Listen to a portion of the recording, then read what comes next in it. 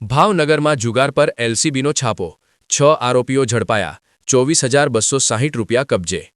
ભાવનગર સ્થાનિક સ્વરાજ્યની ચૂંટણીઓના અનુસંધાને કાયદો વ્યવસ્થા જાળવવા માટે સક્રિય બનેલી લોકલ ક્રાઇમ બ્રાન્ચ એલસીબી દ્વારા શહેરમાં જુગાર વિરોધી કામગીરી હેઠળ મહત્વપૂર્ણ સફળતા પ્રાપ્ત થઈ છે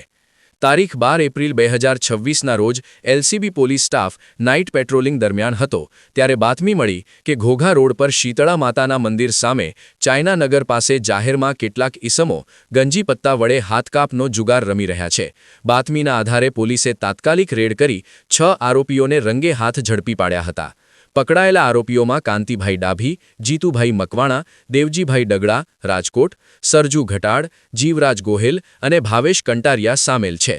પોલીસે આરોપીઓ પાસેથી 52 પત્તા અને રોકડ રૂપિયા 24,260 કબજે કર્યા છે તમામ આરોપીઓ સામે ઘોઘા રોડ પોલીસ સ્ટેશનમાં જુગાર પ્રતિબંધક કાયદા હેઠળ ગુનો દાખલ કરવામાં આવ્યો છે